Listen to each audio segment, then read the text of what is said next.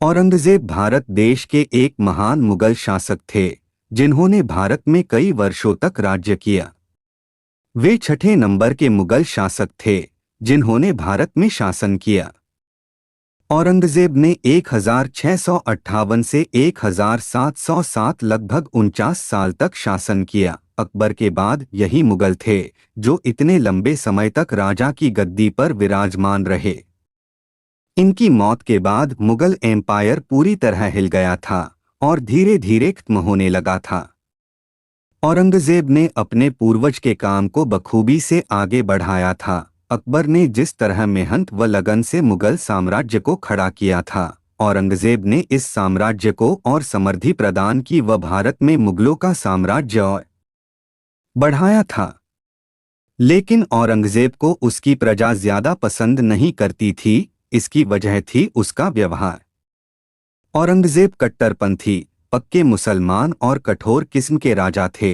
अकबर ने हिंदू मुस्लिम एकता को बढ़ावा दिया था एवं वे अपनी हिंदू प्रजा की जरूरतों का भी ख्याल रखते थे, लेकिन औरंगजेब ऐसे बिल्कुल ना थे। औरंगजेब जीवन परिचय बिंदु औरंगजेब जीवन परिचय पूरा नाम अब्दुल मुजफ्फर मुहिउद्दीन मोहम्मद औरंगजेब आलमगीर जन्म 14 अक्टूबर 1618 जन्म स्थान दाहोद गुजरात माता पिता मुमताज शाहजहां पत्नी औरंगाबादी महल जैनाबादी महल बेगम नवाब बाई व उदयपुरी महल बेटे बहादुर शाह आजम शाह मोहम्मद काम बख्श मोहम्मद सुल्तान मोहम्मद अकबर। औरंगजेब ने अपने नाम के आगे आलमगीर स्वयं लगाया था जिसका अर्थ था विश्व विजेता। औरंगजेब की 4 बेटियां भी थी।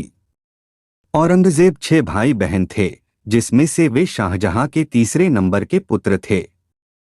औरंगजेब का शुरुआती जीवन औरंगजेब बाबर के खानदान के थे जिन्हें मुगल साम्राज्य का संस्थापक माना जाता है। औरंगजेब के जन्म के समय उनके पिता शाहजहां गुजरात के गवर्नर थे।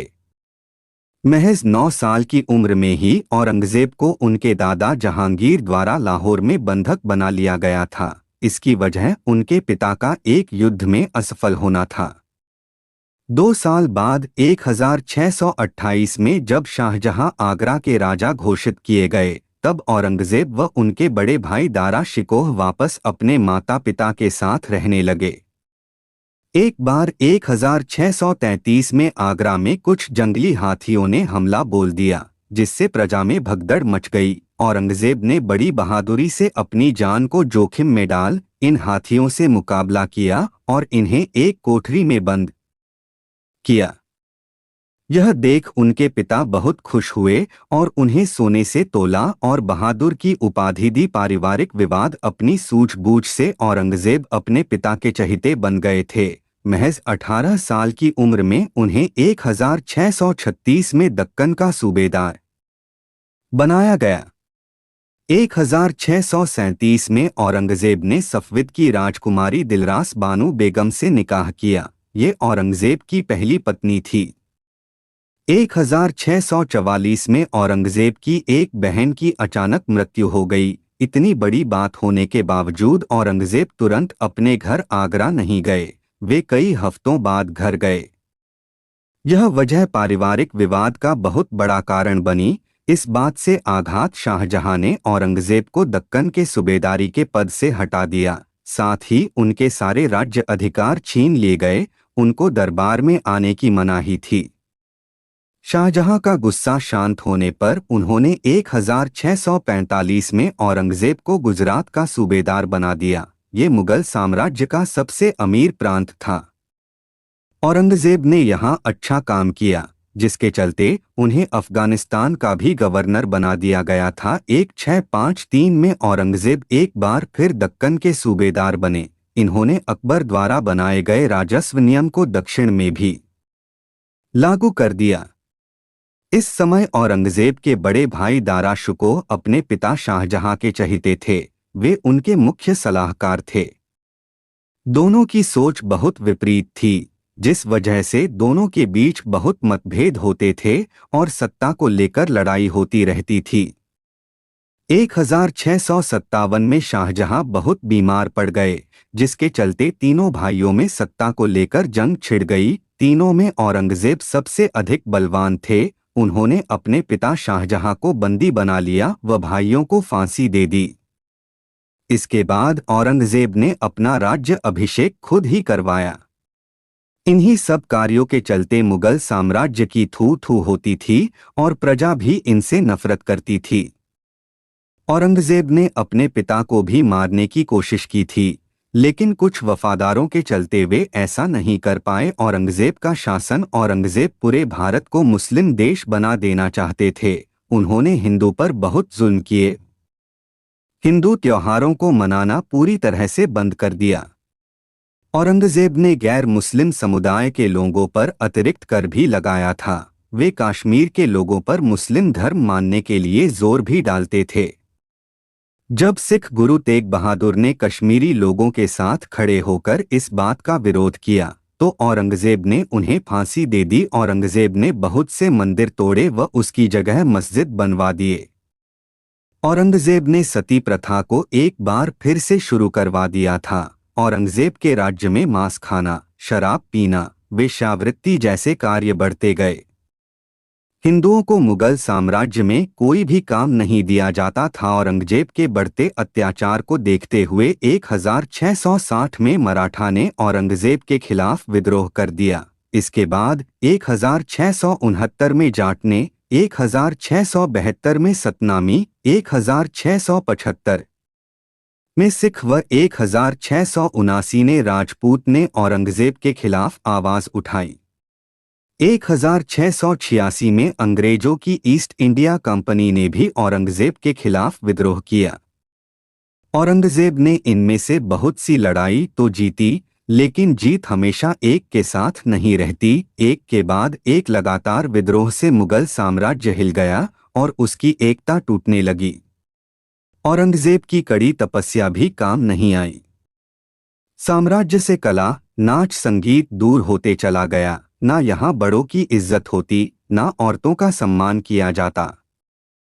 पूरा साम्राज्य इस्लाम की रूढ़िवादी बातों के तले दबता चला गया। 1653 में औरंगजेब एक बार फिर दक्कन के सूबेदार बने। इन्होंने अकबर द्वारा बनाए गए राजस्व नियम को दक्षिण में भी लागू कर दिया। इस समय औरंगजेब के बड़े भाई दारा शुको अपने पिता शाहजहां के चहेते थे। वे उनके मुख्य सलाहकार थे। दोनों की सोच बहुत विपरीत थी, जिस वजह से दोनों के बीच बहुत मतभेद होते थे और सत्ता को लेकर लड़ाई होती रहती थी। 1657 में शाहजहां बहुत बीमार पड़ गए, जिसके चलते तीनों भाइयों में सत्ता को लेकर जंग छिड़ गई। तीनों में औरंगजेब सबसे अधिक बलवान थे। उन्होंने अपने पिता शाहजहां को बंदी बना लिया व भाइयों को फांसी दे दी। इसके बाद औरंगजेब ने अपना राज्य अभिषेक खुद ही करवाया। इन्हीं सब कार्यों के चलते मुगल साम्राज्य की थू थू होती थी और प्रजा भी इनसे नफरत करती थी। औरंगजेब ने अपने पिता को भी मारने की कोशिश की थी, लेकिन कुछ वफादारों के चलते वे ऐसा नहीं कर पाए। औरंगजेब का शासन औरंगजेब पूरे भारत को मुस्लिम देश बना देना चाहते थे। उन्होंने हिंदू पर बहुत जुल्म किए। हिंदू त्योहारों को मनाना पूरी तरह से बंद कर दिया। औरंगजेब ने गैर मुस्लिम समुदाय के लोगों पर अतिरिक्त कर भी लगाया था। वे कश्मीर के लोगों पर मुस्लिम धर्म मानने के लिए जोर भी डालते थे। जब सिख गुरु तेग बहादुर ने कश्मीरी लोगों के साथ खड़े होकर इस बात का विरोध किया, तो औरंगजेब ने उन्हें फांसी दे दी। औरंगजेब ने बहुत से मंदिर तोड़े व उसकी जगह मस्जिद बनवा दिए। औरंगजेब ने सती प्रथा को एक बार फिर से शुरू करवा दिया था। औरंगजेब के राज्य में मांस खाना, शराब पीना, वेश्यावृत्ति जैसे कार्य बढ़ते गए। हिंदुओं को मुगल साम्राज्य में कोई भी काम नहीं दिया जाता था। औरंगजेब के बढ़ते अत्याचार को देखते हुए 1660 में मराठा ने औरंगजेब के खिलाफ विद्रोह कर दिया। इसके बाद 1669 में जाट ने, 1672 में सतनामी, 1675 में सिख व 1679 ने राजपूत ने औरंगजेब के खिलाफ आवाज उठाई। 1686 में अंग्रेजों की ईस्ट इंडिया कंपनी ने भी औरंगजेब के खिलाफ विद्रोह किया। औरंगजेब ने इनमें से बहुत सी लड़ाई तो जीती, लेकिन जीत हमेशा एक के साथ नहीं रहती। एक के बाद एक लगातार विद्रोह से मुगल साम्राज्य हिल गया और उसकी एकता टूटने लगी। औरंगजेब की कड़ी तपस्या भी काम नहीं आई। साम्राज्य से कला, नाच, संगीत दूर होते चला गया। ना यहाँ बड़ों की इज्जत होती, ना औरतों का सम्मान किया जाता। पूरा साम्राज्य इस्लाम की रूढ़िवादी बातों के तले दबता चला। औरंगजेब के पूरे शासनकाल में वह हमेशा युद्ध चढ़ाई करने में ही व्यस्त रहा। कट्टर मुस्लिम होने की वजह से हिंदू राजा इनके बहुत बड़े दुश्मन थे। शिवाजी इनकी दुश्मन की सूची में प्रथम स्थान में थे। औरंगजेब ने शिवाजी को बंदी भी बनाया था, लेकिन वे उनकी कैद से भाग निकले थे। अपनी सेना के साथ मिलकर शिवाजी ने औरंगजेब से युद्ध किया और औरंगजेब को हरा दिया। इस तरह मुगलों का शासन खत्म होने लगा और मराठा ने अपना शासन बढ़ा दिया। औरंगजेब की मृत 90 साल की उम्र में औरंगजेब ने 3 मार्च 1707 में अपने प्राण त्याग दिए। दौलताबाद में औरंगजेब को दफनाया गया। 50 साल के शासन में औरंगजेब ने अपने इतने विद्रोही बढ़ा लिए थे कि उसके मरते ही मुगल साम्राज्य का अंत हो गया। उनके पूर्वज बाबर मुगल साम्राज्य के संस्थापक माने जाते हैं। वह औरंगजेब इस साम्राज्य के अंत का कारण बने।